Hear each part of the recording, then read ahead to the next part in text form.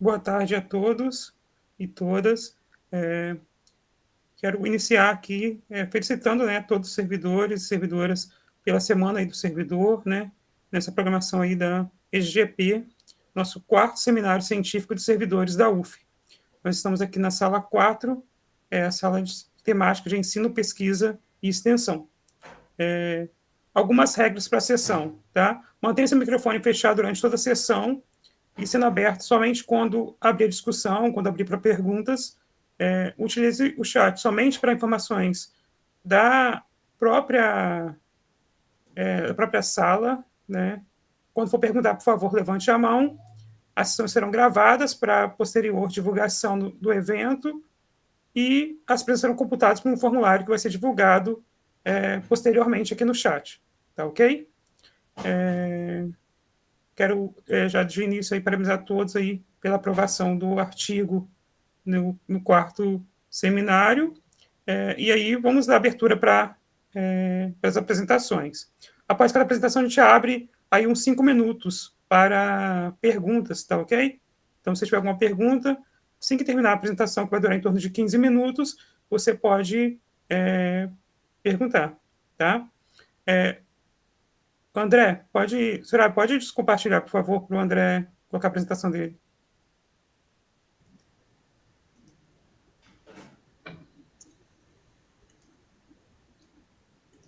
Um minutinho.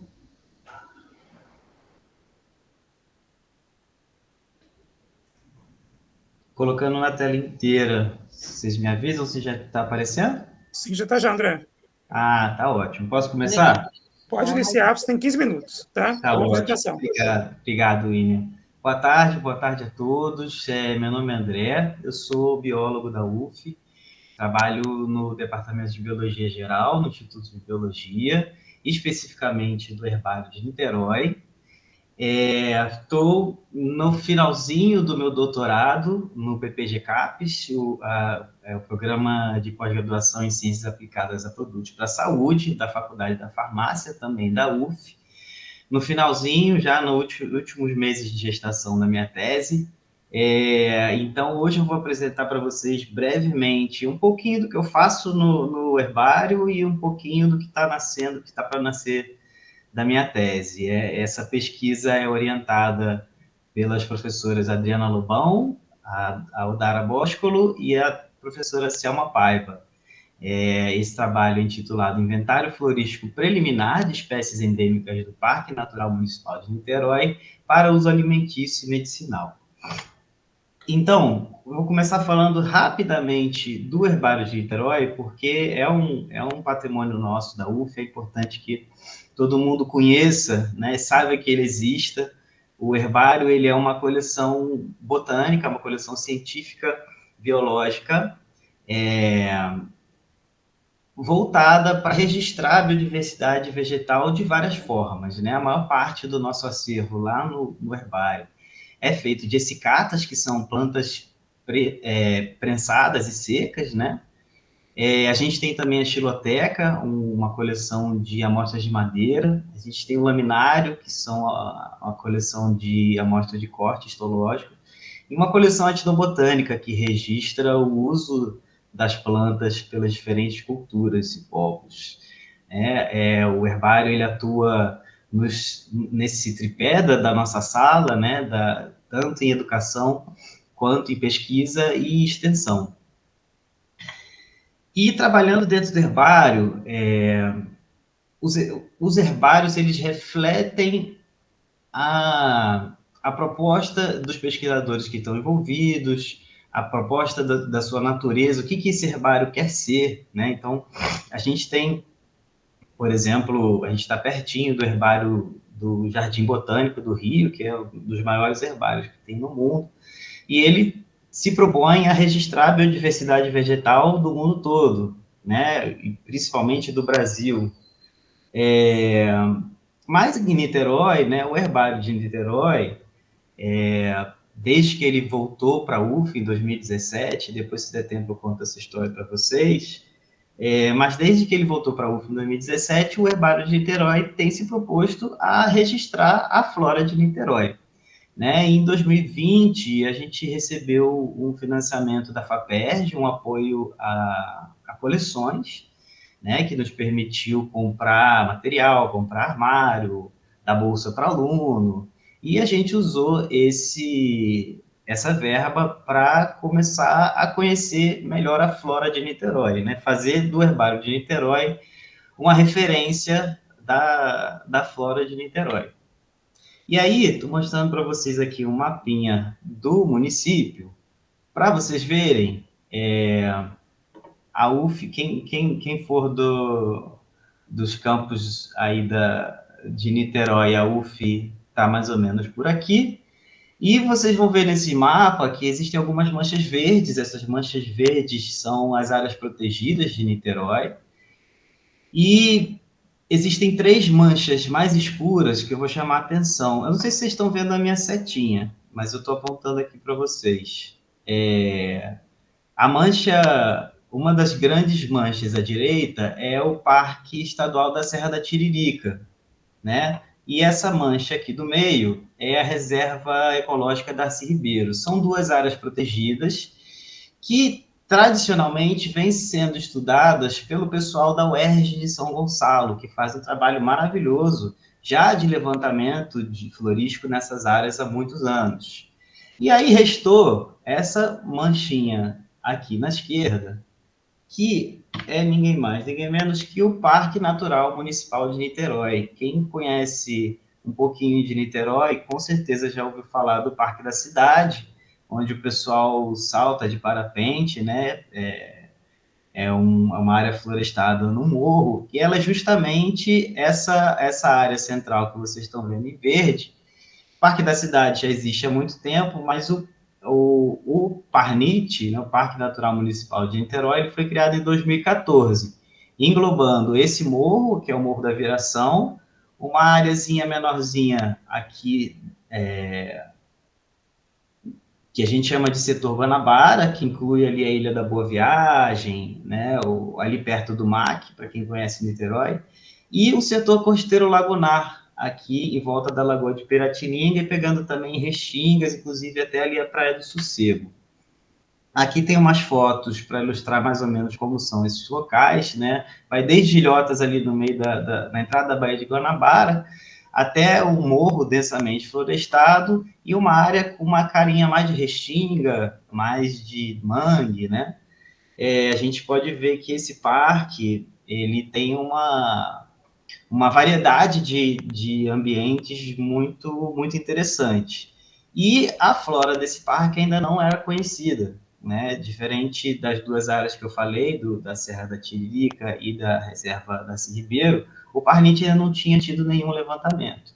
Então, a partir desse projeto da FAPERJ, nós iniciamos o inventário florístico. Claro que aí teve um lapso temporal, né, porque a pandemia atrapalhou um pouco nossos planos, mas em 2021 a gente começou esse trabalho, né, que envolve coletas mensais no parque. Então, todo mês a gente está visitando alguma área do parque. Essas visitas, elas envolvem ir no mesmo local pelo menos uma vez por mês ao longo de um ano, para garantir que a gente vai pegar toda a diversidade florida das plantas do Parnit.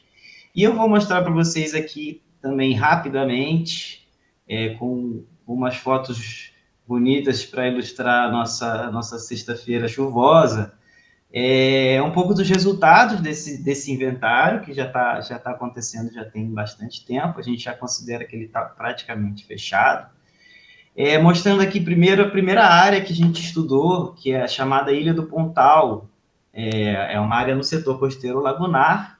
Esse levantamento ele rendeu, inclusive, uma monografia que foi publicada, já virou um artigo também publicado, né? E nessa regiãozinha a gente encontrou uma diversidade vegetal impressionante, né?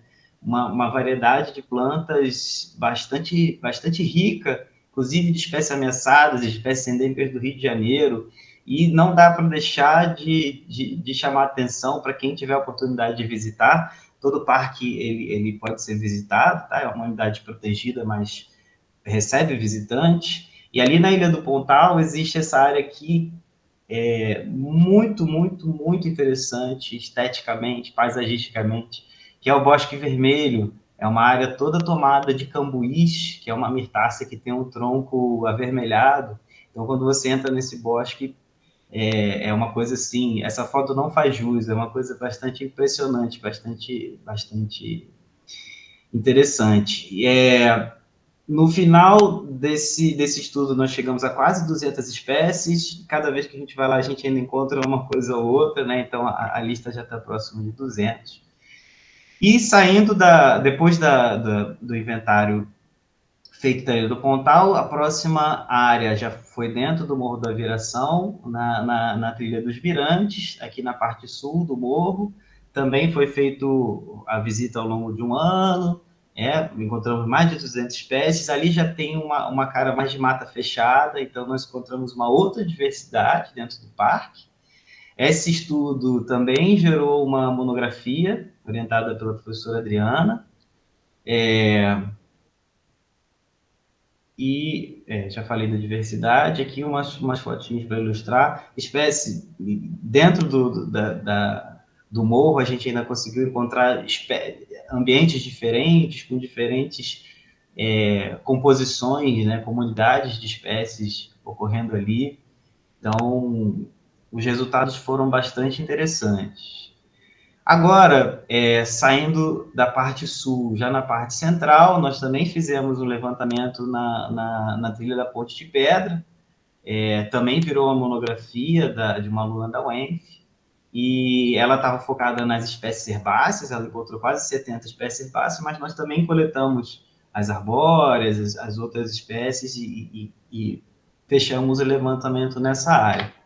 Por último, nós focamos na porção norte, ali na trilha do Morro do Santo Inácio, é o ponto mais alto do Parnite. Quem quiser ter uma vista boa de Niterói, recomendo que vá. E lá nós encontramos também uma diversidade muito interessante. Esse estudo ainda não virou uma monografia, mas vai estar dentro dos resultados finais da minha tese.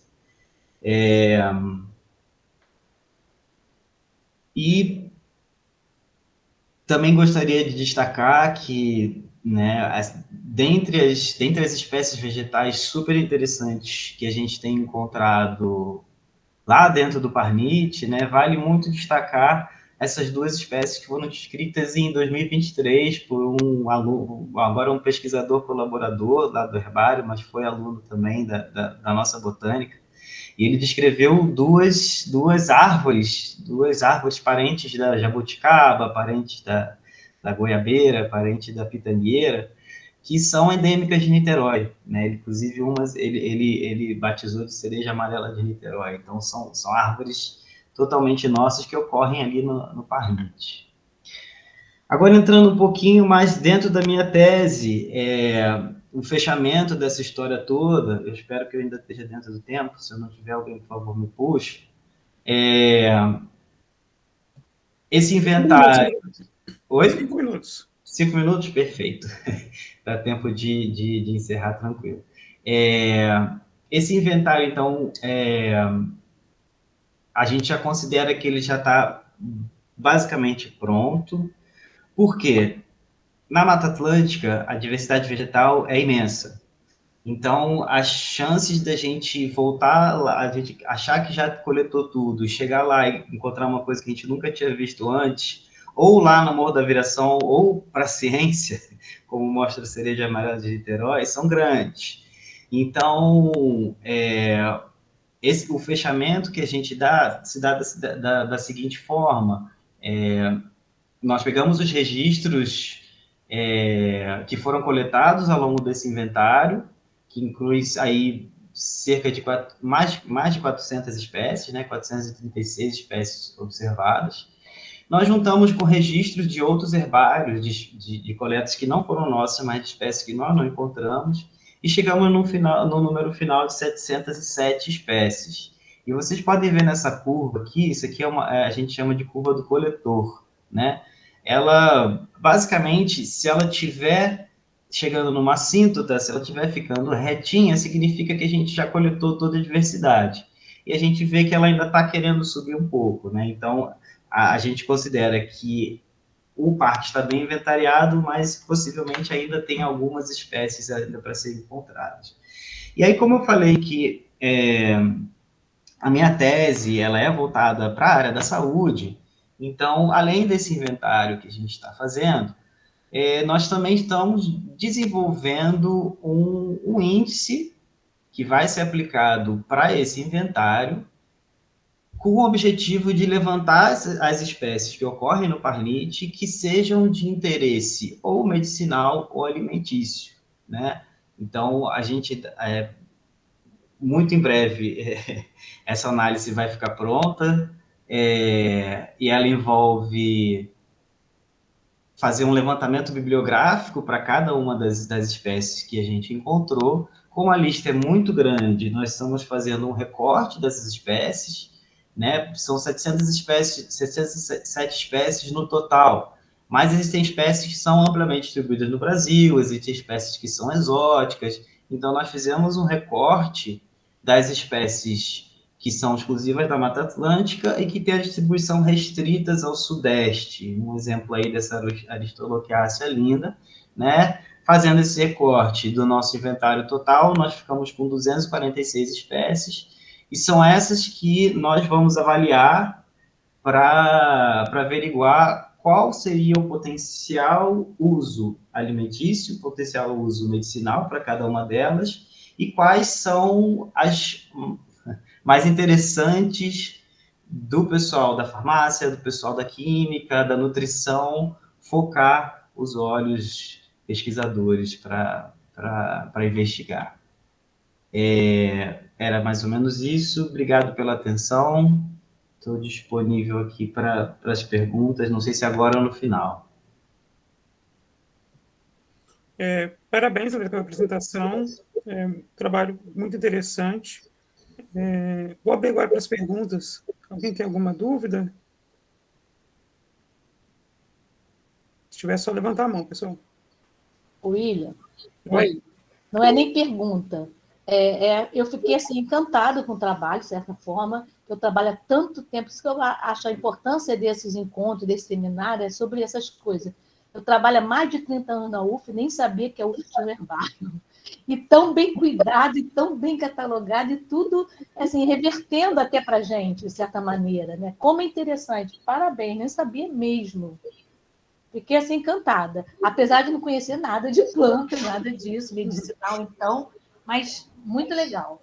Obrigado, Solange. É verdade, a gente escuta isso muito, né? O herbário, justiça já feita, ele é relativamente recente, mas, inclusive, estão todos convidadíssimos para visitar o herbário. O herbário é de nós todos, né? Se vocês, ele fica ali acho que eu não falei, né? Ele fica ali no Valonguinho, para quem conhece bem, lá no final da ladeira, atrás da Física Velha, e ele está sempre de portas abertas para quem quiser conhecer, quem quiser conhecer o acervo, conhecer mais do nosso trabalho, e também fazer uma propaganda, né? Eu também tenho um projeto de extensão que recebe escolas, então se vocês estiverem interessados ou algum contato que queira visitar, é sempre um prazer de receber todo mundo lá.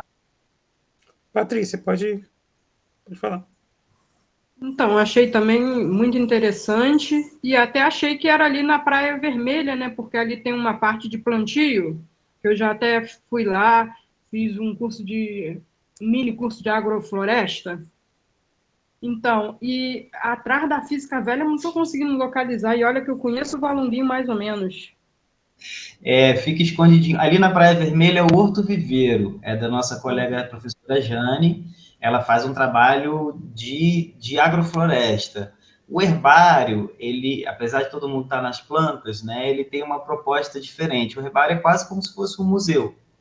Ele é um acervo de testemunhos da nossa biodiversidade. Então, você vai ver ali plantas coletadas há 50, 100 anos atrás, em áreas que hoje em dia, às vezes, em Niterói já nem tem mais mato, né? Mas aí a gente fica escondidinho mesmo. Estamos lutando para botar umas plaquinhas lá para ver se o pessoal acaba encontrando a gente mais fácil. Mas assim, a planta viva ou ela tá só as folhas, os aspectos dela? E também queria que você contasse a história Claro, do Herbário 2017 que veio para a UF, para conto sim. complementar. Obrigada. Imagina, obrigado pela pergunta, Patrícia. A maior parte do acervo, ele não é de plantas vivas, né? Até porque a gente tem material de 50, 100, 200 anos, então esse material ele é preparado, ele é herborizado, né? A gente desidrata, prensa, e ele fica montadinho, quase como se fosse um quadro, né? Talvez tenha uma foto aqui que dê para dar uma ideia. Então, a maior parte, eu digo a maior parte do acervo de plantas mortas, porque se você for, por exemplo, no Jardim Botânico, né, a parte que você, quando você entra no Jardim Botânico, quando você está passeando ali dentro, vendo as palmeiras imperiais e toda aquela coisa linda, aquilo ali é uma coleção também, mas é uma coleção viva, né? No nosso herbário, nós, por enquanto, nosso acervo é todo de plantas preservadas. A outra pergunta era sobre a história do herbário. Vou fazer uma recapitulação relâmpago, para não roubar muito tempo dos meus colegas também. Mas o herbário de Niterói, na verdade, ele foi criado, ele nasceu na década de 70. Eu digo que tem duas coisas muito importantes que aconteceram na década de 70, né? A construção da ponte Rio-Niterói e a criação do herbário de Niterói. Só que o que acontece? Originalmente, ele ficava localizado no Fonseca. Quem é de Niterói também é capaz de conhecer, ali tem o Horto do Fonseca, antigamente tinha até um jardim zoológico. Então, ele foi criado lá também, em parte por iniciativa de professores da UF, mas o herbário ele tem uma questão que você precisa de um cuidado diário, né? O que para a gente é um acervo científico de plantas preservadas, para os insetos é comida. Então, se você não ficar cuidando do acervo todo dia, esse acervo se perde, ele é atacado por pragas. E foi justamente o que aconteceu com o herbário de Niterói originalmente, né? O acervo, ao longo das décadas, foi todo perdido, e aí no comecinho dos anos 2000, a UF jogou a toalha e doou. Na verdade, o que sobrou foi praticamente só um nome, né? Só a sigla NIT, doou para o Museu Nacional do Rio. Então, tudo que existia lá no Horto Fonseca foi fechado. O tempo se passou, o corpo da botânica da UF foi ganhando força e começou a aparecer a necessidade de se ter um herbário na UF, e por iniciativa dos professores da botânica, a UF resgatou o herbário de Niterói para sua guarda, digamos assim, né? Então, ele nasceu na UF, foi para o museu, e agora, só em 2017, ele voltou para a UF e está começando a se construir. Comemoramos esse ano a marca de 10 mil amostras, é uma vitória para a gente, né? Somos relativamente pequenos, mas em pouco tempo foi uma vitória para a gente, agora rumo aos 100 mil. Muito obrigado, André. Vou fazer só uma pergunta aqui para a gente fechar esse processo. Queria entender um pouco da sua pesquisa. Você vai lá, coleta junto com... Como que a sua equipe é montada? Você recebeu bolsa, né? Tem uma equipe forte aí? Como é que é essa questão da equipe mesmo? A minha equipe, a minha equipe é variável. Às vezes sou eu mais um, às vezes vão 12. Porque a gente marca os campos já no começo do semestre, e eu vou avisando, pessoal, vou estar na mata lá semana que vem, quem quer ir, a gente vai organizando o transporte. A gente tem a facilidade de estar ali perto, mas ainda assim a gente depende muito do transporte da UF, que tem colaborado bastante com a gente nesses últimos tempos. E a quantidade de gente no campo depende muito da ocasião. né? Tem épocas que nós temos alunos envolvidos com alguma pesquisa, então eles vão juntos. Ultimamente, nós temos tido um bom quórum, porque o herbário, ele serve de depósito de testemunho não só para estudos de descrição de espécie, por exemplo, mas uma pessoa que esteja trabalhando na química ou na farmácia, que trabalha com plantas medicinais, ou queira conhecer um composto químico de uma planta, para ela estudar aquela planta, ela tem que garantir que ela está extraindo aqueles compostos daquela espécie.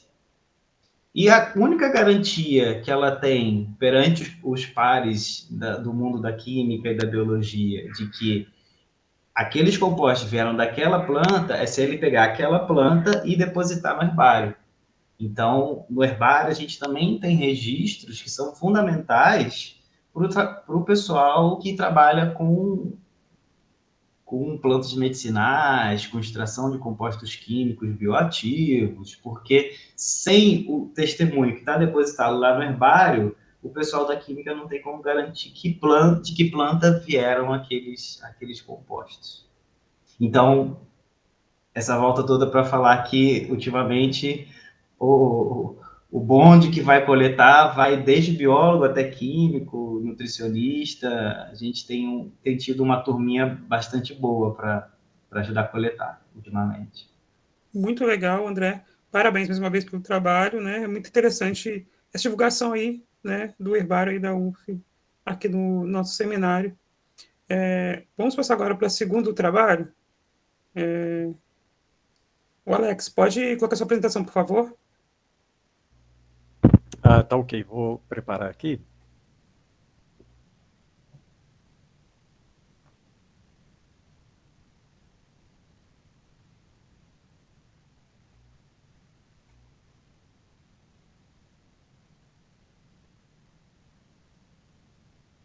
Estou compartilhando aqui. Vocês estão me ouvindo bem, né, William? Sim, sim. Tá.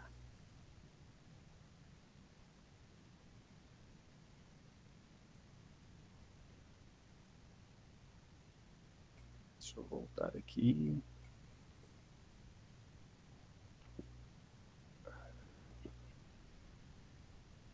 Tá ok, né? Tá mostrando a apresentação, tudo certinho, né? Boa apresentação, Alex. Você tem 15 minutos, ok? Tá ok. Obrigado, William. Bom, pessoal, meu nome é Alex, conforme, né, o William já me apresentou. Eu faço parte do Grupo Técnico Administrativo do Instituto de Saúde de Nova Friburgo, né, aqui da UF, que é fora aí de Niterói, né, do campo do interior. Esse trabalho que eu vou apresentar aqui para vocês, que tem o tema Perfil de citotoxicidade e seletividade de conjugados tiol-naftoquinona em modelos de tumores sólidos, ele foi um adicional à minha dissertação, né, de mestrado, que eu fiz o mestrado também na UF, inclusive no mesmo programa que o André, né, está fazendo, foi no PPG CAPES, e o meu orientador foi o professor Bruno Hobbes, né, que é daqui de Nova Friburgo, e também ele é professor do PPG CAPES, né. Tive outras pessoas, né, que colaboraram, que estão aqui na relação de nomes aqui, né. Embora eu sou técnico administrativo, né, aqui na UF, mas eu tenho a formação na área de saúde, né, sou formado em nutrição. E sempre gostei, né, da parte biológica, né, principalmente questão de células, né, e da parte de medicamentos, né, dessa parte de pesquisa, e por isso que eu resolvi, né, fazer o mestrado, né, continuando na área de saúde, mas voltado, porém agora para essa parte de citotoxicidade, né, na parte de experimentos biológicos. O câncer, hoje, ele é considerado um dos maiores problemas de saúde pública, não só no nosso país, mas no mundo inteiro, né? Segundo as estatísticas, o câncer, ele é causador, né, está entre primeiro e segundo lugar de mortes no mundo inteiro, né? Então, não é à toa que talvez nós conhecemos, né, temos um parente, um familiar, um conhecido né, ou amigos que tiveram câncer ou que estão em tratamento, né, justamente devido à abrangência dessa condição, né, que é o câncer. Mas é importante a gente definir o que é o câncer, né, o que é, na verdade, o câncer. Bom, uma definição única também é difícil, né? Porém, o INCA, que é o Instituto Nacional do Câncer aqui do nosso país, ele coloca o câncer como um termo que abrange mais de 100 diferentes tipos de doenças, né, malignas, que têm como um crescimento desordenado de células, né, que podem invadir tecidos adjacentes ou órgãos à distância. E eu tenho aqui, né, vocês podem ver aí nesse slide, na parte direita superior aqui, o exemplo de uma célula tumoral, onde ela está aqui rodeada por um emaranhado, né? O que seria isso? Né? Isso aqui mostra o microambiente tumoral, né? Onde tem uma célula diferenciada, né? Uma célula mutante, e que ela, para sobreviver, né, para ter os nutrientes necessários, isso que ela está num metabolismo alto, né, muito mais alto do que outras células, ela passa a produzir substâncias que, essas substâncias, elas induzem a produção e o aumento de proliferação do endotélio de vasos adjacentes a essa célula, né, e essa célula tumoral, ela utiliza, então, essas células endoteliais para formar para si mesmo um emaranhado de vasos, microvasos sanguíneos, para que essa célula possa ser alimentada devido ao seu alto metabolismo e ela possa crescer, se desenvolver e se multiplicar, né? É quase como que um outro ser, né, dentro de nós, embora são nossas próprias células, né? E as estatísticas indicam que, como eu mencionei, né, que câncer já é motivo de primeiro e segundo lugar de morte, né, causadas em pessoas maiores de 18 anos, né, em adultos, né, essa estatística aqui, que é do Instituto, né, de Pesquisas sobre o Câncer, né, que é o IARC, em 2022 foram quase 20 milhões, né, de casos de incidências de câncer, né, isso englobando todo tipo de câncer, e a mortalidade foi de 9.743.000, né, quase 10 milhões. No Brasil, a previsão, segundo o INCA, no triênio, né, 2023 a 2025, ou seja, nós já estamos, né, no final dele, era uma previsão de 704 mil novos casos anuais, né, apenas no Brasil. Então, realmente é um assunto de preocupação, né, o câncer, visto que nós estamos lidando, né, com essa realidade, e muitos de nós talvez até mesmo estamos passando por isso, ou conhecemos, como eu mencionei. E os tratamentos, né, que nós temos para o câncer são mais variados, né? Hoje nós temos o desenvolvimento muito grande, né, de novos medicamentos. Porém, na década de 70, nós tivemos aí o surgimento de uma nova classe de quimioterápicos, que foi quimioterápicos à base de platina, como vocês podem ver aqui na tela, né, como cisplatina, carboplatina, né, então todos esses medicamentos aqui, quimioterápicos, eles são baseados na platina, né. Então, a partir da década de 70, né, houve, né, o advento dessa nova classe como quimioterápicos. Na década de 80, né, salvou muitas vidas, né, atualmente, né, até hoje, né, os medicamentos quimioterápicos à base de platina são utilizados, né, principalmente aqui a carboplatina, que é mais conhecida. Inclusive, esses quimioterápicos, eles são muito utilizados para câncer de testículos, ovários, pulmão, cabeça e pescoço, né, no caso do câncer de boca, de células escamosas, né, da boca, colo retal, bexiga, né. Porém, os efeitos adversos, né, dessa classe, né, de quimioterápicos são muitos, né. Por exemplo, tem uma alta nefrotoxicidade, neurotoxicidade, né, também causa uma melossupressão dose dependente, né, problemas gastrointestinais e fadiga, né, sem falar na resistência, que pode ser primária ou adquirida, né, primária quando é intrínseca, né, às vezes antes do paciente ele começar o tratamento, a célula já criou essa resistência, né, ou secundária, que depois de um certo tempo do tratamento, com base aqui, né, em carboplatina, né, nos quimioterápicos à base de platina, cria uma resistência, né? Então aí fica mais difícil o tratamento. Então, pensando nisso, né, na minha dissertação, no projeto do meu mestrado, nós procuramos investigar outras novas substâncias para que pudesse ser uma alternativa, né, para, principalmente aqui nos quimioterápicos à base de platina, devido justamente a esses efeitos colaterais, né. A pesquisa, né, científica, né, vários artigos, né, indicam que as quinonas, né, elas possuem um potencial terapêutico muito grande, né. Em toda a literatura científica nós encontramos que essas substâncias, né, e que as naftoquinonas, elas fazem parte dessas quinonas, elas possuem alta atividade biológica, né, já tem comprovadamente mostrado ser antifúngica, antibacteriana, antiparasitária, inclusive antineoplásica, né?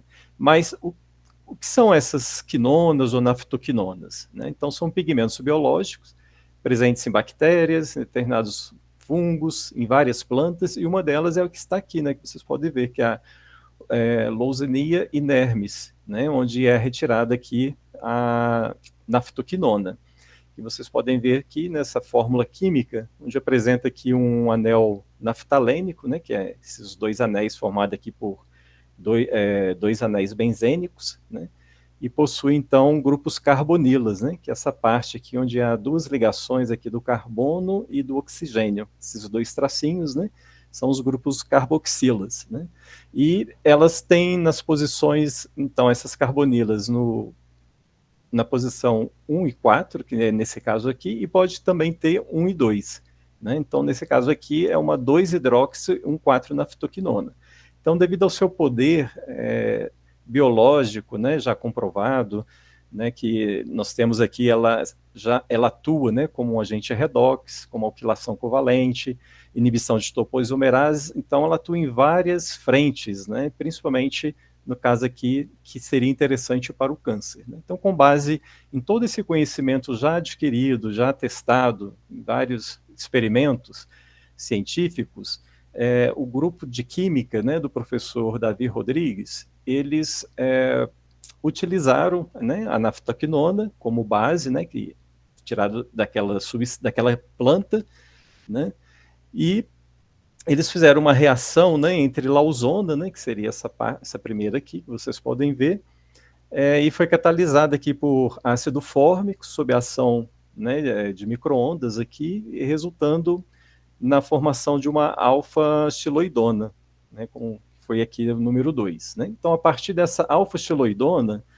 o grupo de química, eles começaram a adicionar tióis comerciais, né, que eles tinham, principalmente com base no enxofre, né, e assim formaram novas substâncias, né, sintetizaram novas substâncias, aqui, novas moléculas, e nós testamos, né, na verdade foram 10 moléculas, né, que nós testamos, porém apenas 2 mostraram ser bioativas, né, seletivas e com citotoxicidade. Né. Na parte do mestrado, do experimento, nós realizamos toda essa varredura em células de câncer de boca, em 3 tipos de linhagens. E fizemos outros tipos também de testes biológicos com essas 2 substâncias. Né? Porém, ao final, nós resolvemos fazer um rastreamento em outros tipos de cânceres, né, que são cânceres sólidos, conforme o título aqui desse trabalho. Ou seja, são células, foi in vitro, né, esses experimentos, e essas células, elas são chamadas sólidas, de tumores sólidos, porque essas células elas aderem à placa de Petri, onde nós colocamos essas células. Né?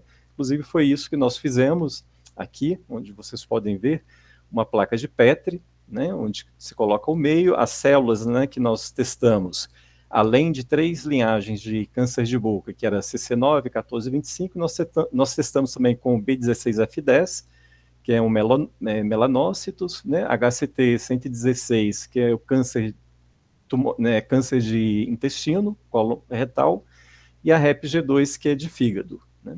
Então, como que nós fizemos o processo aqui de preparação dessas células? Né? Nós cultivamos essas células em placas de Petri, né, colocamos numa estufa, né, com o ambiente todo preparado a 37 graus, com 5% de CO2, né, que é um ambiente ideal para as células se multiplicarem e crescerem, e após elas atingirem mais ou menos 80%, 90% da placa de Petri, nós retiramos essas células e nós colocamos nessa outra placa aqui, que vocês podem ver ao lado, essa plaquinha quadrada aqui, arroxeada, né?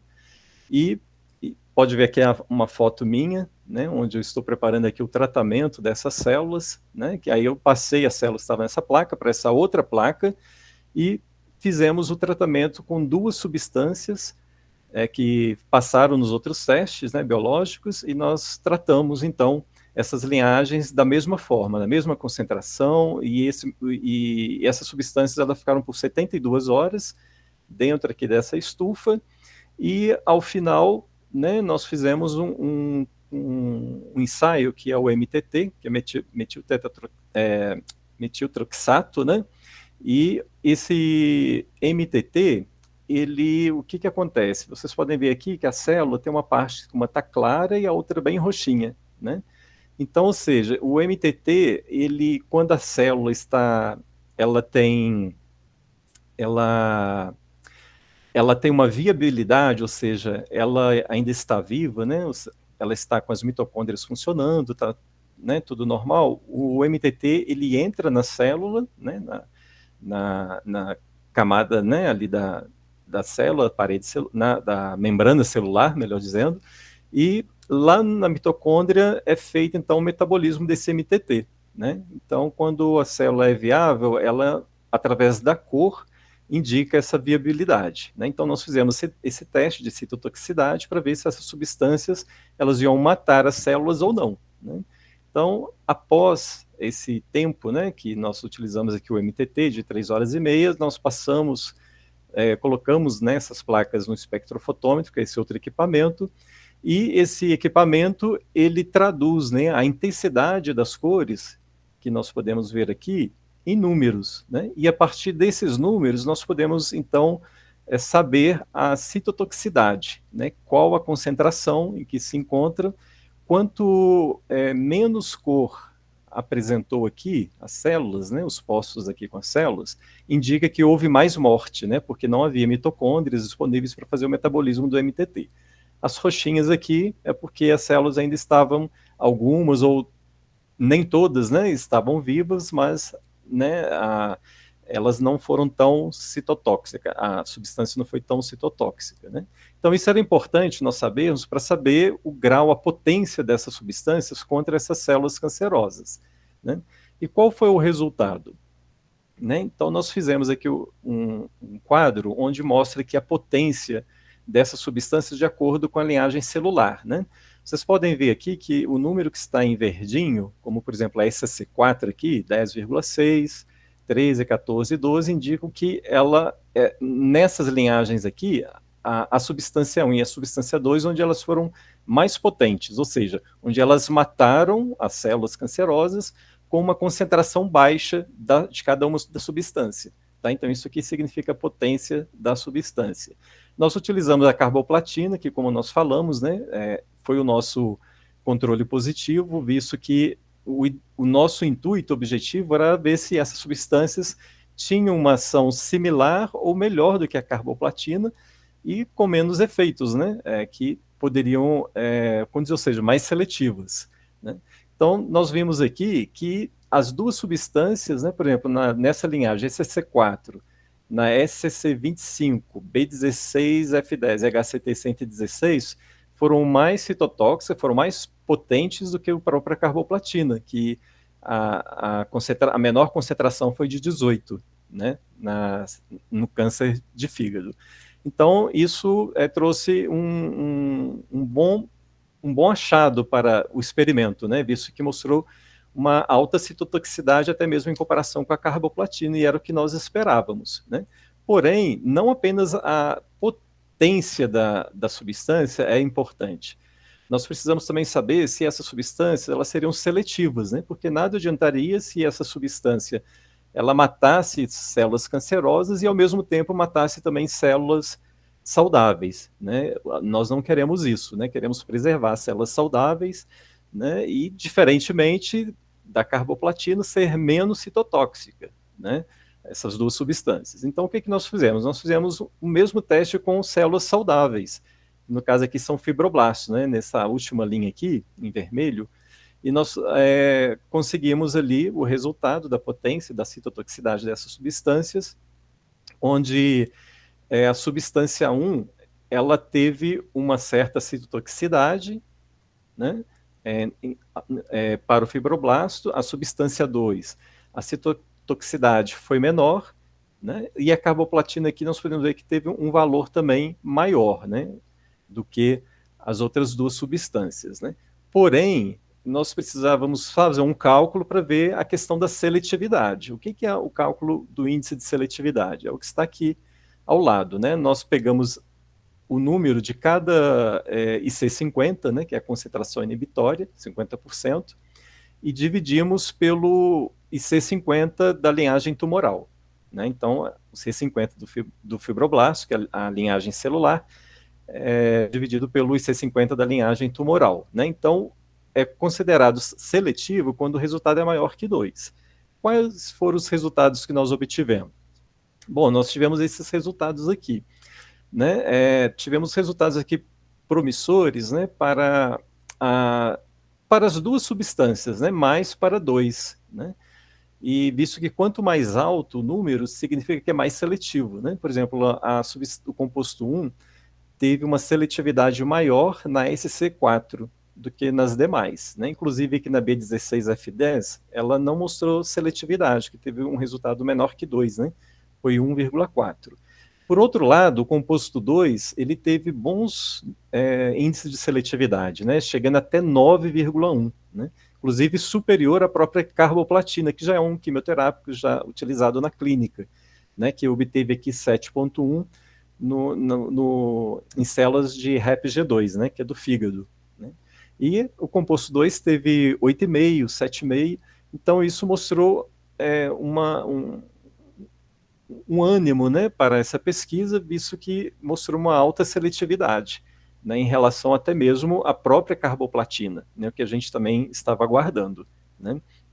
Porém, o resultado aqui, ele indicou algo que nós precisávamos estar atentos, né?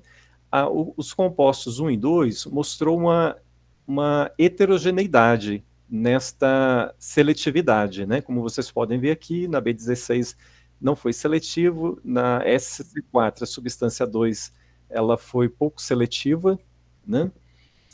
Alguém aqui... Só para te avisar que o tempo está 2 minutinhos para finalizar, por favor. Já acabou, né? Tá. Uhum. E aí, isso indicando, né, conforme nós observamos, que a variação nos índices de seletividade entre essas linhagens celulares sugere um potencial para terapias direcionadas, conforme as características moleculares de cada tumor. E, além disso, esses compostos eles se apresentam como candidatos relevantes para estudos futuros mais abrangentes, né, visando validar seu potencial como alternativas seguras e eficazes no tratamento do câncer. Bom, esse trabalho ele rendeu, né, um artigo que foi publicado no mês passado, né, na revista de Química, né, da Sociedade de Química Americana, que é da Ômega, onde incluiu, né, todo o trabalho do mestrado e esse adicional, né, que nós fizemos, né, que foi algo assim muito positivo, né, tanto para o grupo quanto também para a própria Universidade Federal Fluminense, né? Bom, então agradeço aqui, né, a todas as agências, órgãos fomentadores que participaram, que auxiliaram essa pesquisa, né? Então muito obrigado e também a todos os colegas aqui presentes. Obrigado, Alex, pela apresentação. Trabalho riquíssimo, né? Muito relevante aí. E aí eu vou fazer a primeira pergunta, depois eu abro a pergunta. Já pensa em doutorado? Como é que está essa questão da pesquisa aí para você? Sim, né? Eu terminei o mestrado foi ano passado, né? Abril, né? Até acho que a professora Selma está aqui, né? Ela era na época coordenadora, né? Então, né, nós conversamos muito, né, sobre isso daí. E eu tive que né, já tem 1 ano e pouco, né, do término do mestrado, né, descansei um pouquinho e agora, né, estou pensando novamente em continuar o trabalho, né? Não parei, né, a pesquisa, embora não estou na pós-graduação atualmente, mas ainda continuo atuando nas pesquisas aqui em Nova Friburgo, né? Mas o próximo passo é um doutorado mesmo, né? Com certeza. Muito obrigado, parabéns. Está aberto para perguntas. Só levantar a mão, por favor. Solange. Oi. Não, de certa forma, parabéns, Alex. Eu fiquei assim, encantada e assustada. Assim, como nós estamos distante dessa cura, né? E a gente ouve muito falar, eu já lido com pessoas assim, assim, é um assunto muito complexo também, né? É a carboplatina, né? E outra coisa que você falou que assusta muito o paciente de câncer é isso, né? É essa coisa desses quimioterápicos, vamos dizer assim, não sei se estou usando o termo certo. Isso, é isso mesmo. É que ambos, né, quando você faz um tratamento, eles matam as células cancerígenas, mas também as boas, as saudáveis. Exato. E eu soube agora, até que estão mudando os protocolos, agora poucas sessões de químio e muita de imuno, até para poder eliminar tudo, mas é uma coisa muito... Eu acho assim, é um longo caminho que você vai percorrendo. Mas, se Deus quiser, vai chegar lá. Já está chegando, né? Já é uma vantagem você mostrar essa seletividade em alguns casos, algum tipo de câncer diferente dos outros. Exato, né? Na verdade, essa é a primeira fase pré-clínica, né? De rastreamento, né? Nós fizemos estudos sobre as vias biomoleculares e moleculares, né? Que essas substâncias atuaram para destruir o câncer, né? Para matar a célula cancerosa. Então, só que aí tem a pré-clínica 2, pré-clínica 3, né? Então, geralmente, na literatura, para um medicamento, o início da sua pesquisa até ele ser aprovado e chegar até o grau de clínica, né, de testes em clínica, geralmente são 15 anos. Caramba!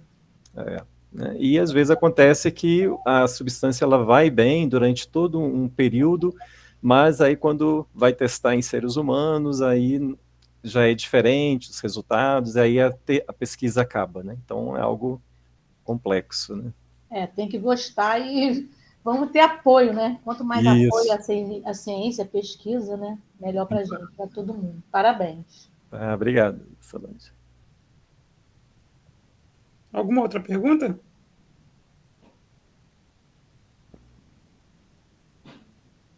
Se não temos pergunta, vamos para o terceiro trabalho. Deixa eu fechar aqui. Se não tem pergunta, vamos para o terceiro trabalho. Kátia, pode estar colocando sua apresentação, por favor. Ok.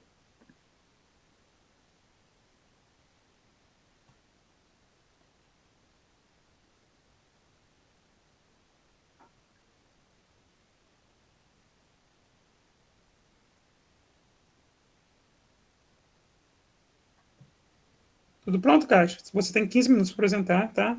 Boa apresentação. Tá dando para ver direitinho? Tá sim. Tá, né? Deixa eu só ver aqui. Bom, então, boa tarde a todos e todas, né? Deixa eu passar aqui minha apresentação.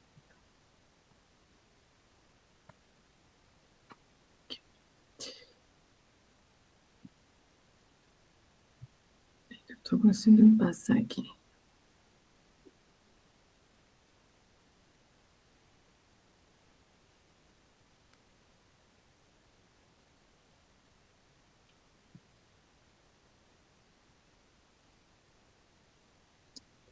Pronto. Tá dando para ver direitinho? Tá, né? Está sim. Tá. Bom, então, boa tarde, né, a todos e todas. Meu nome é Kátia, eu sou técnica em assuntos educacionais pela UF Campus, né, estou aqui no interior. Sou atualmente doutoranda em política social também pela UF Campus, né. E, bom, o meu projeto de extensão, ainda estou, né, no início ali do doutorado, ele tem a ver, né, com esse olhar realmente para a extensão universitária, né, e aí dentro dessa extensão o pré-vestibular social. Então eu trouxe aqui para a gente, né, refletir na tarde de hoje, um trechinho, assim, um pedaço, né, desse projeto, que eu trouxe como título a extensão universitária como recurso de inclusão educacional, né, e aí dentro dessa extensão universitária, o pré-vestibular social e a sua relevância na trajetória rumo ao ensino superior, né.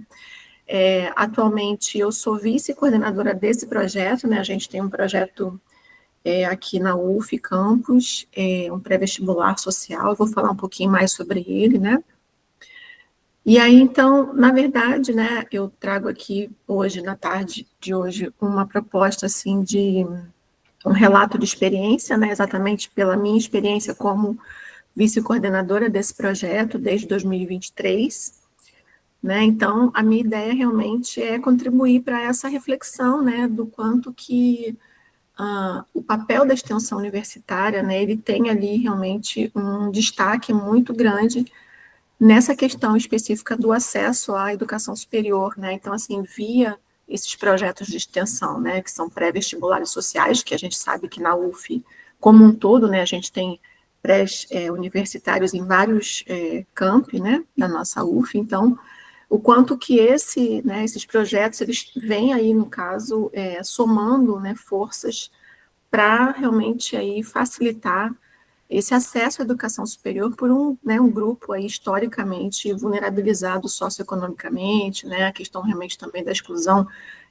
étnico-racial, que a gente ainda tem muito forte no nosso país, então, assim, a minha ideia realmente é trazer aqui, né, evidenciar a importância desses projetos, né, para esses públicos que ainda buscam ali o seu lugar ao sol na educação superior, né. Então, como eu também já falei, essa minha reflexão, né, que eu trago aqui hoje, ela é um pedacinho aí da minha proposta de tese, né, que eu estou ainda desenvolvendo. Então, basicamente, né, o objetivo aqui do meu relato de experiência é realmente, assim, acho que demonstrar realmente a importância, né, da extensão, de uma forma geral, né, mas especificamente dos pré-vestibulares sociais mesmo, como esse instrumento aí de inclusão, né, e, consequentemente, também desse exercício da cidadania.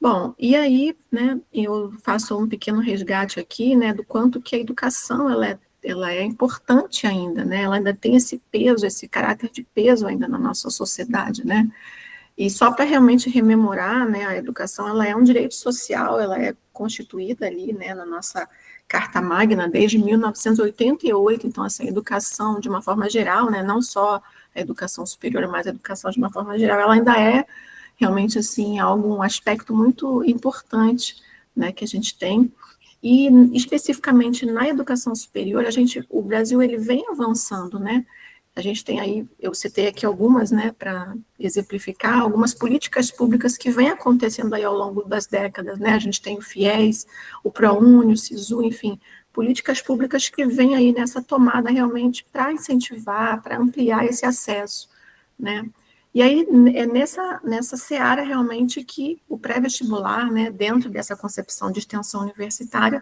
pode aí somar forças mesmo como essa transformação social, essa ferramenta, né, sendo esses pré sociais ferramentas mesmo de transformação social para quem está ainda aí almejando, né, elevar o seu nível de escolaridade via educação superior, né.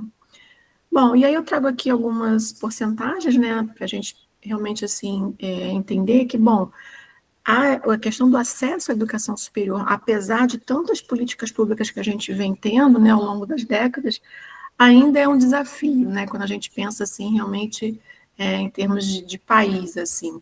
E aí eu trago aqui algumas porcentagens, né, do último censo da educação superior, do INEP-MEC, né, de 2023, que realmente, assim, retrata o quanto esse desafio, ele ainda hoje, né, ele ainda está ali muito presente. Então, de fato, né, hoje ainda apenas, vamos botar assim, né, 21% dos estudantes, né, das escolas públicas, eles conseguem chegar na universidade. Então, assim, ainda é uma porcentagem muito pequena, né.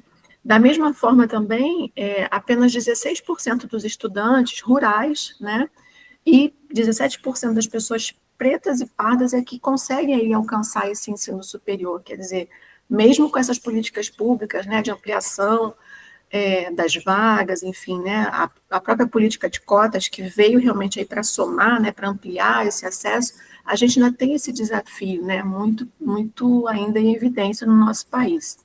E aí um dado que eu acho que é bem interessante também destacar, e também está ali nesse censo, né, da educação superior de 2023, é que, bom, o número de inscritos no Enem, né, o Enem, ele realmente também, ele veio também como uma política pública, né, de modificação desse acesso à educação superior, mas com uma visão para tentar realmente, né, ampliar esse acesso.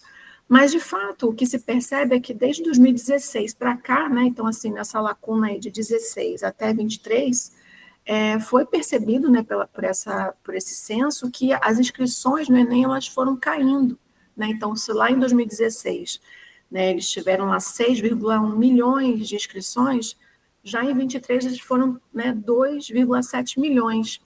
E aí eu acho que muito também por conta disso, mas não só, né, e aí já falando um pouco aqui, né, em termos de política pública novamente, o governo, então, né, o nosso governo atual, o ano passado, lança, então, né, o programa Pé de Meia, como uma forma também, não só, né, de aí, focado ali na questão da educação básica, no ensino médio, para realmente efetivar as pessoas a não, né, incentivar as pessoas a não desistirem do ensino médio, não abandonar, mas também com esse objetivo aqui, né, porque se percebeu que realmente, assim, as inscrições no Enem, elas foram, né, diminuindo aí ao longo dos tempos, né.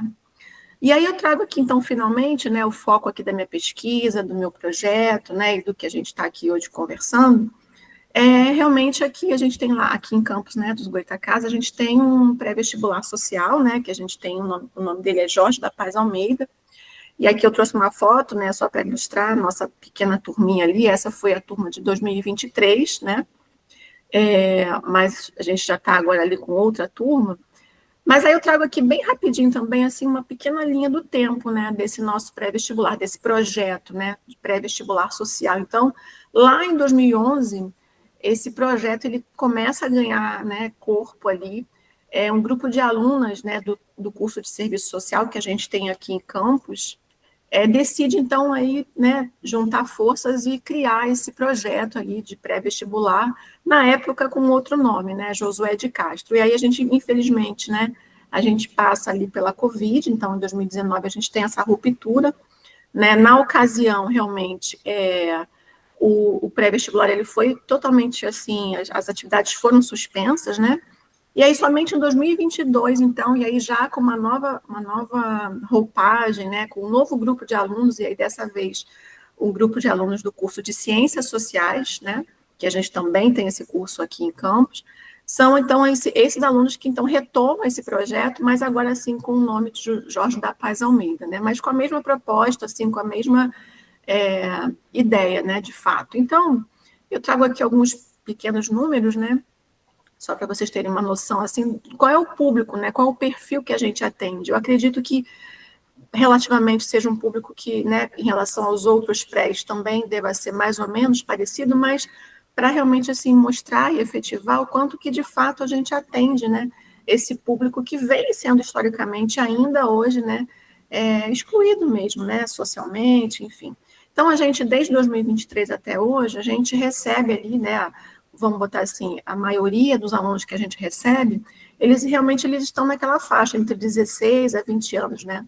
Porque, de fato, a gente abre para alunos que já terminaram o ensino médio, mas para aqueles também que ainda estão fazendo, né, o último ano do ensino médio. Então, a gente tem ali realmente, né, em torno de 70% mais ou menos, o nosso, né, público maior ali são jovens, realmente, entre 16 e 20, né? Também ali circulando entre 70%, 77%, 75%, a gente tem a questão do gênero, né? E aí são as mulheres que estão ali realmente, né, fazendo frente ali na sua maioria. Então, isso realmente está se mantendo aí nesses últimos 3 anos, a gente tem percebido que as mulheres estão ali realmente, né, encorpando ali essa busca por essa melhoria, né, na educação, enfim.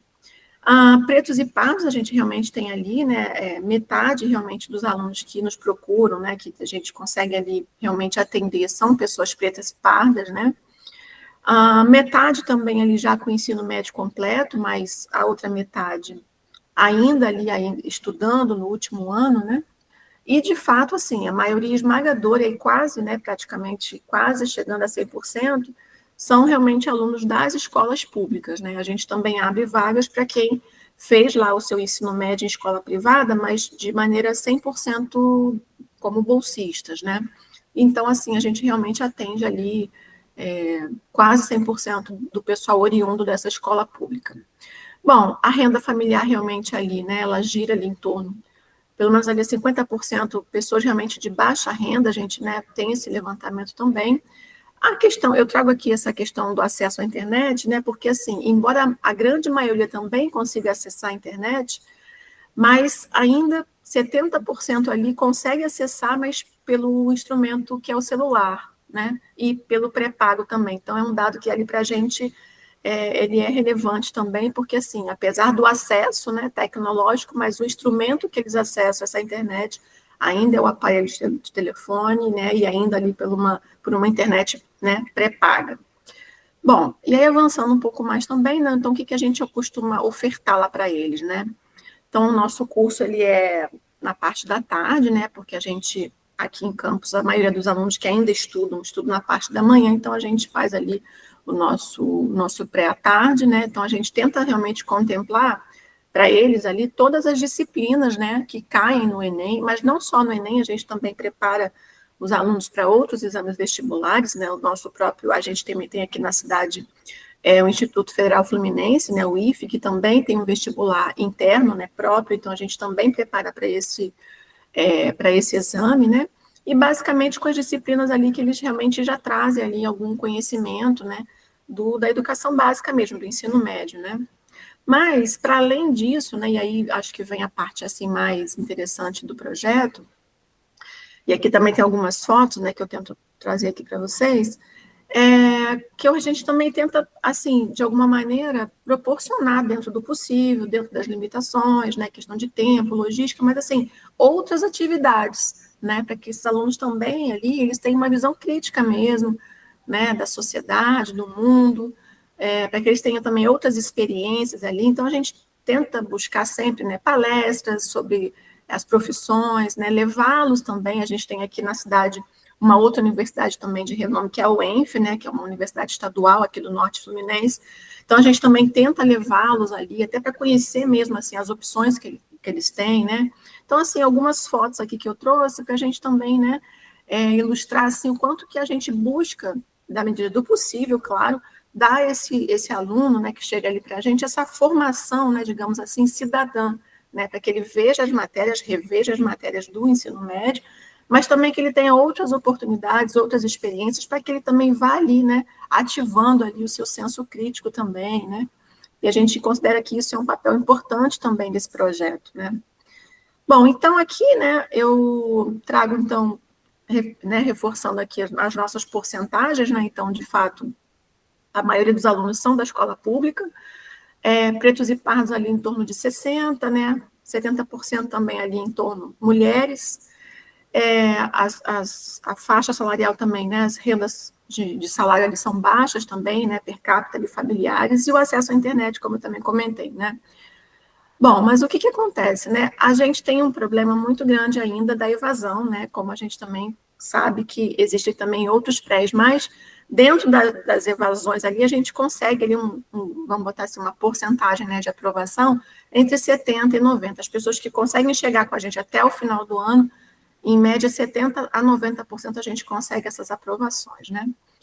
Bom, e aí, então, né, como eu falei com vocês aqui, a gente tenta, dentro do possível, ofertar para esse jovem, para esse, né, aluno que chega ali para a gente, para além dessa formação ali, né, nessa revisão das matérias, né, ciências, geografia, história, português, enfim, a gente também tenta aí trabalhar com essas atividades pedagógicas, né, como filmes, debates, visitas técnicas, porque a gente entende que esse também é um papel, né, de um pré-vestibular social, essa instrumentalização, digamos assim, socioeducacional, né. Embora a gente perceba também, né, que eles chegam para a gente ali com muita fragilidade na questão do currículo mesmo, né, eles vêm de uma educação básica, de uma educação no ensino médio ali, muito defasada, né, que a gente também nem sempre consegue suprir, mas a gente também tenta ali dar realmente o nosso melhor, né? Bom, já quase caminhando aqui para o finzinho, já estou quase terminando, e aí aqui só para reforçar realmente, né, o quanto que o pré-vestibular, dentro dessa concepção de extensão universitária, né, o quanto que isso também extrapola mesmo os muros da universidade, e eu acho que uma prova disso, né, não sei se todo mundo conhece, mas o governo federal também, mais uma nova política pública, né, mais recente ainda desse ano, agora de 25, ele lançou aqui, né, o CEPOP, que é essa rede nacional de cursinhos populares, né, é uma forma de, vamos botar assim, valorizar esses cursinhos comunitários, não só os que estão dentro da universidade, mas os também que estão fora. Então, acho que o governo também, né, federal, também está atento do quanto que esses cursinhos, né, eles também fazem parte aí desse somatório de forças para realmente levar essa juventude para a universidade, né. E aqui também uma diretriz da extensão que a gente tem, né, mais recente, que é de 23 também, que vai reforçando esse papel, né, esse compromisso da universidade. Bom, então, para fechar mesmo aqui, né, então, o que que a gente pode, né, o que que a gente traz aqui como conclusão, para contribuir aqui para a nossa análise, né? Então, assim, o pré-vestibular realmente, ele tenta, de alguma maneira, né, reduzir essa desigualdade, nessa questão do acesso à universidade, porque ela ainda existe, né, mas, ao mesmo tempo, a gente também tenta fortalecer, né, essa cidadania que é tão importante também, né, a questão realmente da articulação, né, então, assim, universidade pública, extensão, políticas públicas, né, tudo isso está muito interligado, e eu acho que realmente um pré-vestibular social, ainda mais dentro da universidade pública, ela tem essa, né, ela traz esse peso, assim, dessa articulação, né, de potencializar realmente essas políticas públicas que visam esse alcance, né, do ensino superior. E aí, realmente, aqui, né, a extensão, ela realmente ela pode e deve ser pensada como um instrumento, né, de transformação social, principalmente quando a gente pensa no nosso entorno, né, no entorno da universidade. Então, era basicamente isso, eu agradeço, aqui estão os contatos, tanto meu quanto do nosso projeto. Parabéns, Kátia, pela apresentação, né, um tema relevante no campo de públicas, né, essa tentativa aí de dar uma oportunidade, né, porque às vezes o jovem não está ali preparado com que ele sai da graduação, do ensino médio dele, e aí é um fortalecimento mesmo, igual você fala. Kátia, fazer a primeira pergunta. Vocês têm algum apoio financeiro para manter o pré-vestibular? Ou então, William, a gente não tem assim, né, o que a gente conta realmente é com o que acontece? A PROEX, né, que é a Pró-Reitoria de Extensão, todo ano a gente faz ali a submissão do nosso projeto, e aí a gente ganha bolsas, né, para poder reverter para os nossos alunos da graduação, porque são os alunos da graduação, né, que eles se transformam ali em bolsistas, são eles que são ali o nosso corpo docente. Então, a gente recebe, né, a PROEX nos fornece, assim, à medida que a gente tenta, a gente submete o projeto, se a gente consegue ser aprovado, a gente consegue, então, aí 9 bolsas, que a gente, então, ali, né, faz um processo seletivo entre os alunos da graduação, e aí esses 9 bolsistas serão ali os futuros professores desses nossos jovens, né, que vão frequentar ali. Parabéns, com índice de aprovação alto, né? 70%, 90% é um índice relevante. Alguém tem alguma questão? Solange, pode falar, por favor. Vou complementar, então. Como eu falei, né, como eu já sou bem, assim, já tenho um certo tempo de UF, eu lembro, não sei se estou certa, existia, eu acho, muito, assim, precário, a meu ver, né? Era na engenharia, mas eram, tipo, voluntários que davam aula para quem queria fazer o vestibular. Era assim, eu, por exemplo, sou formada em administração, então vou lá, dava uma aula, mas não era uma coisa assim tão estruturada, que eu estou vendo que já agora tomou outro rumo, já faz parte de política pública mesmo. Eu vi essa percepção. Só que é muito pouco instrutor, né? Poucas bolsas, infelizmente. A gente tem que contar com voluntários também, Solange. A gente não consegue contar só com os bolsistas, né? A gente tem que realmente ali ficar com o pires na mão para realmente ali conseguir voluntários, sim. E eu fiquei, assim, de certa forma, surpresa de ser mulher, né? Engraçado, eu achei que fosse mais rapazes, né? Homens, né? Pois é um dado interessante, assim, né? Até porque, né? Não sei. Não sei se é porque garoto nessa faixa etária, talvez, procura logo trabalhar para ter dinheiro. Sim, pode ser, pode ser. Né? Aí começa a gente a ficar já pesquisando várias coisas, né, na cabeça. Sim, sim. É tanto que assim, né, Solange, eu estou fazendo doutorado, né, em política social e o meu projeto, né, é sobre isso também, e aí eu quero realmente, assim, tentar circular nos prés que a gente tem aqui na cidade. Então, a gente, por exemplo, eu citei a UENF, né, a UENF também tem pré-vestibular e o IFE também, então eu quero tentar ver se eu faço ali uma, né, tipo assim, um olhar mesmo, assim, o que eles têm de, né, de similaridade, o que eles têm de diferença, porque a gente, às vezes, pensa que só a gente tem dificuldade, mas às vezes também o outro também tem dificuldade. Então, assim, eu já tive até eu já circulei um pouco nesses outros prés e vi, por exemplo, que a questão da evasão, eles todos têm. E mesmo lá na UENF, por exemplo, que lá eles têm muito mais, assim, digamos, logística que a gente, eles têm outra estrutura que a gente, estão anos-luz, mas, assim, lá a evasão também acontece, né? Então, também uma coisa interessante, assim, quer dizer, não é só a questão de você ter ali estrutura ou suporte, uma coisa também acontece para além disso, que faz com que o jovem vá desistindo no meio do caminho também, né? E a gente pensa sempre que o nosso é o pior, né? Mas às vezes não, dá até bem, né, colocar. Nem sabia que tinha criado essa nova rede que você falou agora, em 2025. Sim. Nem tinha ouvido falar. Como é interessante, como a gente vai aprendendo coisas que às vezes não é nem tão da nossa área. Parabéns também. Obrigada. Ô, Cássio, você tem noção da taxa de evasão? Olha, a evasão é bem grande, assim, eu vou te falar, em torno de 50%, 60%. Vocês oferecem quantas vagas no início do ano, né?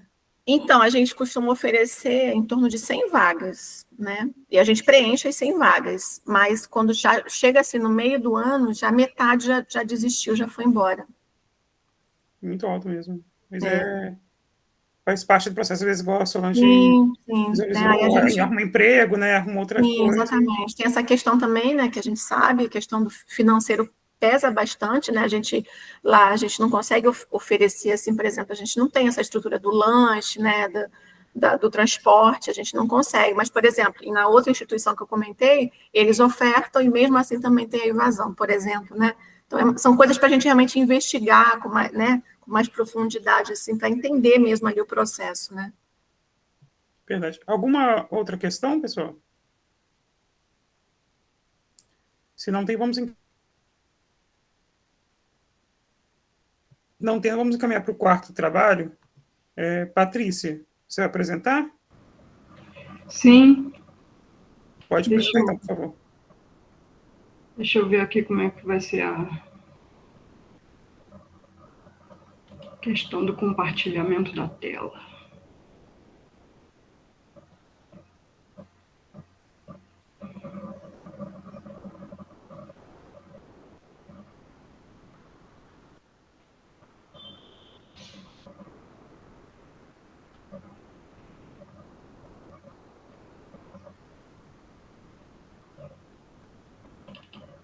Vamos ver se vai abrir. Chegou? Ainda não.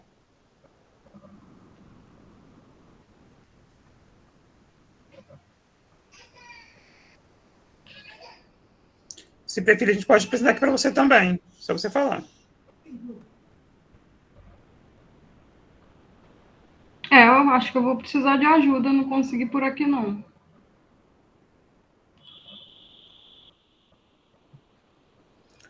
Soraya, você pode apresentar, por favor?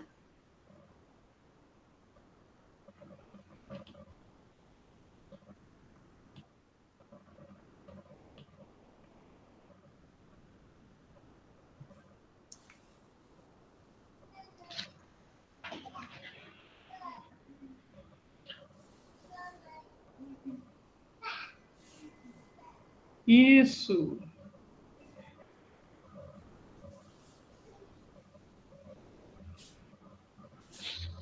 Patrícia, você tem 15 minutos. Boa apresentação, tá ok? Ok, obrigada.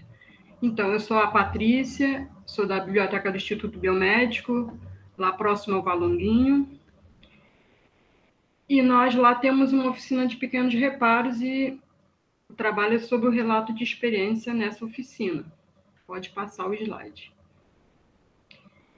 Então, aí é vinculada à coordenação de bibliotecas, subordinada ao SDC, que é a Superintendência de Documentação, e apoiados no LACORD, que é o setor que faz mesmo a conservação de livros, né? Pode passar. E a equipe lá sou eu e a Danúzia, que ia me ajudar aqui a apresentar, mas não apareceu, deve ter tido algum imprevisto. Pode passar. Então, é só para mostrar que esse é o espaço que a gente utiliza como a oficina. Tem a prensa, né? Tem até um livrinho lá dentro. Tem um livro aqui no meio dos outros livros que também está em processo de restauração. Pode passar. Então, a missão justamente é evitar esses danos nos livros, né? Que nós somos a Biblioteca do Instituto Biomédico, são os livros da área da saúde iniciais, de medicina, veterinária, enfermagem, psicologia. E eles voltam com probleminhas. A gente empresta, né, para eles levarem para casa. Quando volta com alguns probleminhas. Hoje, por exemplo, voltaram alguns molhados por conta da chuva. Outros voltam danificados. Outros se danificam pelo próprio uso, né? E como não existe muita verba para ficar repondo esses livros, a gente passa por esse processo de restauração e conservação para colocar eles novamente na estante e eles poderem ser emprestados novamente. Pode passar. Então, aí esses processos da conservação curativa é todos esses processos para reparar esses danos, né? Pode passar. Folhas molhadas, que são alguns dos danos, né? Falta de página, às vezes os alunos arrancam as páginas e devolvem o livro sem um pedaço. A lombada solta, tem a questão das pragas nos livros também, que aparecem uns bichinhos querendo comer. Pode passar. Então, aí às vezes a gente chega lá e encontra um livro bem danificado, bem doentezinho, a gente fica pensando, o que a gente vai fazer para poder restaurar esse livro e colocar em circulação novamente? Aí é um desafio, né? Pode passar. Pode passar. Esse aqui é uma questão de um livro que ele estava com o meio dele solto, né? As folhas soltas. Aí teve que ser feito o processo de costura dessas páginas, depois o processo de colagem. Pode passar. Esse é um livro bastante usado também de bioquímica, que apresentou esses bichinhos, né? Essa imagem à direita, dá para ver uma largatinha. Então, apareceu alguns bichinhos lá querendo comer. Aí já é outro processo para fazer a higienização do acervo, para ele poder circular novamente. Pode passar.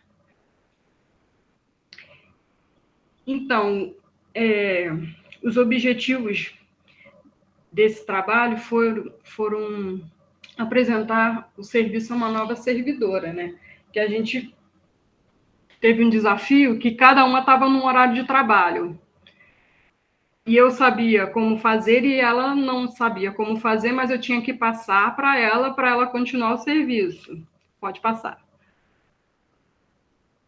E aí a gente desenvolveu um trabalho híbrido, né? Um treinamento não presencial, que aí ela deixava as dúvidas dela, eu respondia pelos bilhetes ou pelo WhatsApp, eu mandava algum vídeo para ela ver, para ela entender o processo.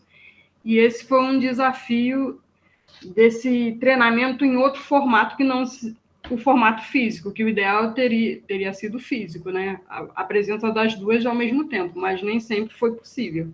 Pode passar? Então, aqui está falando desses processos, né? Dos bilhetes, pode passar. Então, esses são alguns dos bilhetes trocados, pode passar, só para ilustrar mesmo. Pode passar. Pode passar. E aí a gente teve os resultados, né? Pode passar, que é a questão do slide. Dos gráficos, que foram 100 e poucos em 2023 e 300 e pouco em 2024, com as 2 servidoras atuando. Então, tivemos um resultado positivo, né? Pode passar. E a conclusão é que funcionou o treinamento e, assim, temos que aprimorar, mas funcionou. Então, acho que é uma questão de aprimoramento mesmo e mapeamento de como esse treinamento funcionou. Pode passar? Pode passar. Então, essa é a conclusão, né? Que a gente conseguiu vencer o desafio e as 2 conseguiram atuar nesse setor. É isso. Obrigada.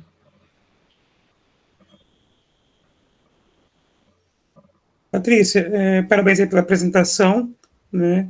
Também é relevante, né, essa questão aí da manutenção. Você traz alguns temas aí, né, que é, por exemplo, poucos funcionários, né, para atender, para fazer essa manutenção do acervo. E aí eu abro aí para pergunta. Alguém tem alguma questão? Bom, para animar um pouco, também vou falar. Né? William, 2 coisas que agora eu lembrei. A frequência, que tem que disponibilizar, ou é você, a Surab, que vai disponibilizar para as pessoas. E outra coisa, Patrícia, é Surab. Eu não conheço você, eu acho que não. Eu, quando comecei na UFA, como falei já, né, há muito tempo atrás, eu sou bibliotecária e sou arquivista também. Eu lembro do Lacorde, não sei se você conheceu, né? Eu cheguei a conhecer, ele chegou a dar aula para mim na faculdade, professor Gilson. É que a pessoa vendo assim o trabalho, acho que é coisa simples, comum, né? Como é importante a coisa da restauração e conservação de documentos. Eu, como arquivista, né? E até vocês, outros profissionais também, né? Essa coisa do documento, né? Antigo, que tem que preservar, da importância do documento, do resgate da informação, né? Da nossa memória. E está nesses documentos. E se deixar para lá, vai se perder. Muitas coisas se perdem, né? Então, eu trabalhei muito com ele na época lá do arquivo, e o laboratório de conservação e restauração era lá em Jurujuba, né? O arquivo ainda era lá e o laboratório era lá também. E ele era uma sumidade nessa parte de restauração e conservação. Ele, depois a Fátima também, mas a Fátima saiu, né? Eu acho que ela ficou só na parte docente, mas é muito interessante. A Fátima eu conheci. A Fátima é a Marilda também. Muito Sim, legal. A Fátima eu me lembro. É que a pessoa olha assim, não imagina a trabalheira que dá e como é importante, né, a restauração desse documento, a conservação, né? Até para a nossa memória, né? Sim. Muito legal. E essa descentralização também ajuda, né? Porque imagina você pegar todos esses livros, mandasse lá para Jurujuba, para depois se tornar, né? A gente manda os casos mais difíceis lá para o Lacorde, né? Uhum. Os casos que você tem que fazer algum processo químico, igual esse que aparecem os bichinhos, um processo que você coloca ele no congelador, você acredita? Bota o livro num congelador, protegido, aí você tira para depois você conseguir se livrar dos ovinhos das larvas.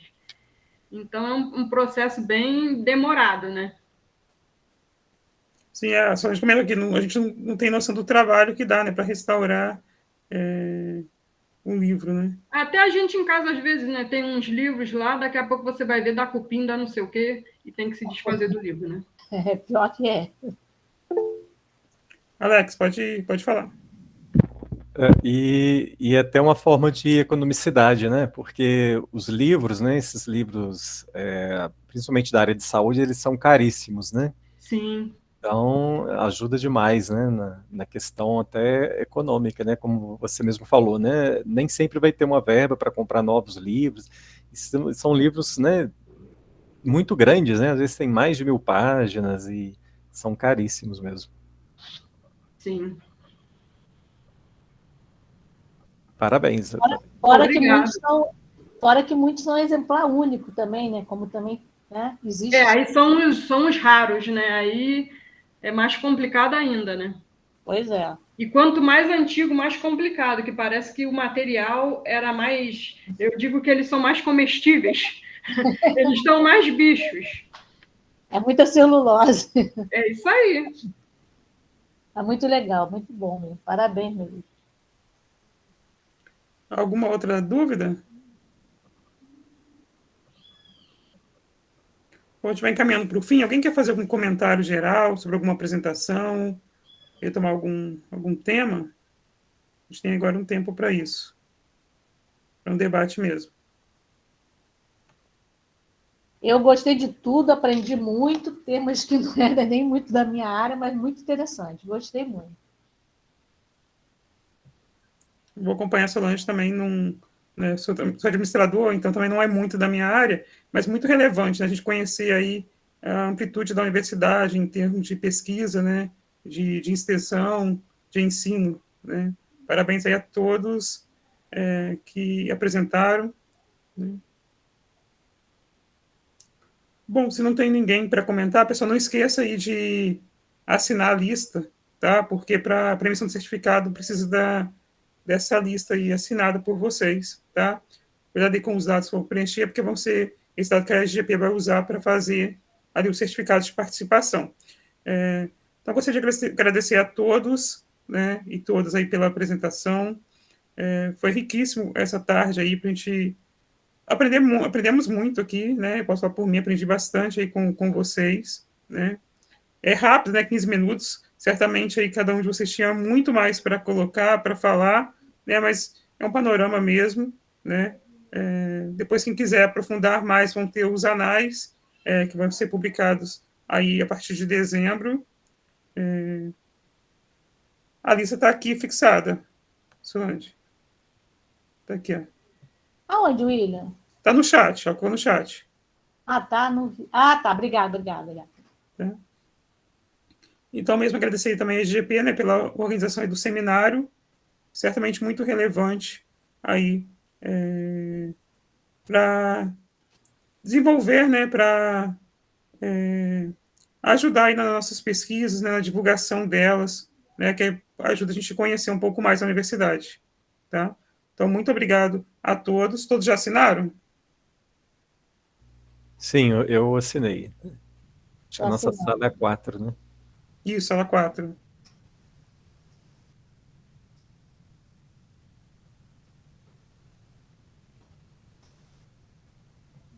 Não esqueçam aí de assinar, não, tá? E parabéns aí a todos, né? Vamos encerrar, então, a nossa sala 4 aí. E um prazer aí ter participado aí com vocês, ter ouvido aí cada relato. Foi muito gratificante poder estar aqui nessa tarde com vocês. Tá? Muito obrigado aí. Obrigado, William. Obrigado a todos também. Até a próxima, né? Até a próxima. Tchau, parabéns. Tchau.